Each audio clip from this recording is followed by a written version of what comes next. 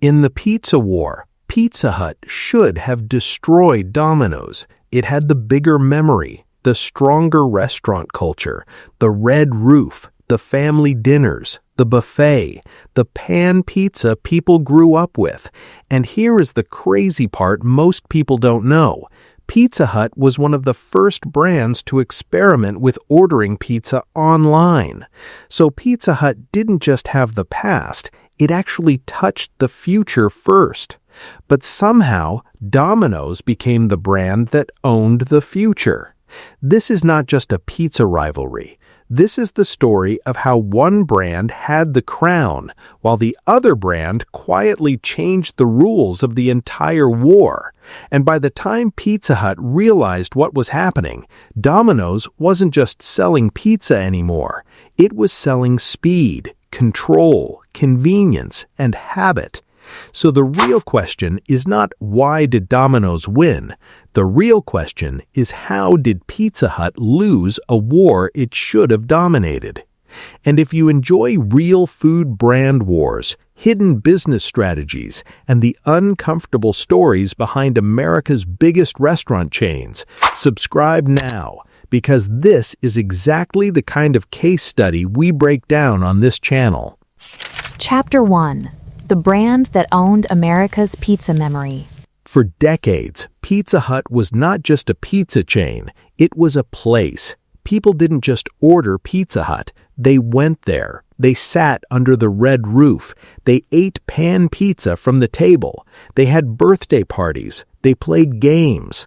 They remembered the lights, the booths, the smell, the red cups. Pizza Hut built something Domino's did not have. Emotion. And emotion is powerful, but emotion can also trap a brand. Because when customers love your past too much, they may stop seeing your future. Pizza Hut became the pizza restaurant people remembered. Domino's became the pizza system people used. And that difference changed everything. Chapter 2. The future Pizza Hut saw first. Here is where the story gets uncomfortable. A lot of people think Domino's won because it discovered digital ordering first, but Pizza Hut was already experimenting with online pizza ordering back in the 1990s. That means Pizza Hut was not blind. It saw where the world was going. It touched the future before most restaurants even understood the internet. But seeing the future is not the same as owning it. Pizza Hut had the idea. Domino's turned the idea into a habit. That is the real difference between innovation and domination. Pizza Hut experimented. Domino's systemized. Pizza Hut had technology as a feature. Domino's made technology the center of the brand. And that is where the war began to shift. Chapter 3. Domino's dirty advantage. Domino's did not start as the brand with the better pizza image. In fact, for years, Domino's had a problem. People knew it was fast, but many people did not respect the taste. That should have been fatal. A pizza brand can survive slow delivery. It can survive tough competition. But if customers start mocking the actual pizza, that is dangerous. And Domino's knew it. So instead of hiding the criticism, Domino's did something most brands would be terrified to do. It put the criticism in the campaign. The brand basically admitted, people think our pizza is not good enough. Then it rebuilt the pizza and told America, we changed. That was not normal advertising. That was a public confession. And public confession is risky, because when a brand admits weakness, it can look desperate. But Domino's turned weakness into a comeback story. Pizza Hut was protecting its image. Domino's was weaponizing honesty. Chapter 4. The dark side of speed. Before Domino's became the digital pizza machine, its identity was built around delivery. Fast delivery was the promise. But speed had a dark side. The famous 30-minute delivery promise became one of the most controversial parts of Domino's history, especially after legal pressure and safety concerns connected to delivery accidents. That matters because Domino's learned something important. Speed alone could win attention, but speed without control could damage the brand. So Domino's evolved. It did not abandon speed, it repackaged speed as technology. Instead of just saying, "We are fast," Domino's started making the customer feel in control. That is where Pizza Tracker became powerful. Order placed, pizza being made, pizza in the oven, pizza on the way. It looked simple, but psychologically it was genius. Domino's turned waiting into watching. And once customers watch the process, they feel like the brand is moving for them. Pizza Hut was still selling pizza. Domino's was selling control. Chapter 5. The campaign Pizza Hut never really answered. Domino's kept pushing the idea that pizza should be effortless.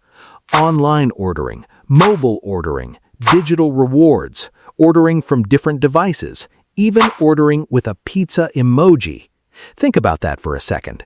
Domino's made ordering pizza feel less like buying food and more like pressing a button in your life. That was the hidden war. It wasn't just Domino's versus Pizza Hut. It was friction versus convenience, memory versus habit, restaurant versus machine. And Domino's kept removing friction. Pizza Hut had customers who remembered it. Domino's built customers who repeated it. That's why the digital fight mattered so much. Because in fast food, repeat behavior is more valuable than nostalgia. Chapter 6. Paving for Pizza. Then Domino's did something that looked ridiculous, but was actually brilliant. It launched Paving for Pizza. The idea was simple. Bad roads can damage your pizza during delivery. So Domino's helped repair potholes. On the surface, it sounded like a joke, a pizza company fixing roads, but that was exactly why people talked about it. The message was clear. Domino's cares about delivery so much, it will fix the road before your pizza gets ruined. That campaign was not about potholes. It was about owning the delivery conversation. Pizza Hut had buildings. Domino's had roads. Pizza Hut had dine-in memory. Domino's had movement. And the brand that controls movement controls modern fast food. Chapter 7. Pizza Hut's Trap. Pizza Hut's biggest advantage became expensive. Restaurants are powerful when people want to dine in, but when customers want delivery, carry-out, apps, speed, and value, large dine-in systems can become heavy. The same red roof that once made Pizza Hut iconic started to feel like a symbol of another era. That does not mean Pizza Hut died. It did not. Pizza Hut still has fans, still has nostalgia, still has strong brand recognition, but the battlefield changed, and Domino's was better built for the new battlefield. Pizza Hut was trying to modernize a pizza legacy. Domino's was scaling a delivery engine. That is why this rivalry is so brutal. Pizza Hut did not lose because people forgot it. Pizza Hut lost ground because people changed how they bought pizza. Chapter 8. The Real Winner. So did Domino's really beat Pizza Hut? In the modern pizza war, yes. But not because every Domino's pizza is automatically better. That is the part people argue about. Some people still prefer Pizza Hut. Some people still think Pizza Hut has the better taste. Some people believe Pizza Hut should still be the king. And that is exactly why this title is true. Pizza Hut should have won. It had the memory. It had the early brand power. It even touched online ordering early. But Domino's understood the new game better. Domino's did not just ask, how do we make better pizza? It asked, how do we make pizza easier to buy again and again? That is the question that changed the war. Because the brand people like is not always the brand people choose. Sometimes the winner is the brand that removes the most effort. Domino's won the system. Pizza Hut kept the memory. Domino's won the habit. Pizza Hut kept the nostalgia. Domino's won the delivery mind. Pizza Hut kept the red roof. And in modern fast food, habit beats memory more often than people want to admit. Final chapter, the uncomfortable truth. The Pizza Hut versus Domino's war exposes a brutal lesson for every food brand. The customer does not always reward the brand with the best history. The customer rewards the brand that fits their life right now. Pizza Hut was the place Americans remembered. Domino's became the button Americans pressed. Pizza Hut had the crown. Domino's changed what the crown meant. And that's how a brand that should have won watched a delivery machine rewrite the pizza war. So now I want to know your side. Did Domino's truly deserve the win, or did Pizza Hut lose because it trusted nostalgia for too long? Comment below. Team Domino's or Team Pizza Hut? And if you want more food brand wars like this, subscribe to the channel, because the next rivalry may be even more brutal than this one.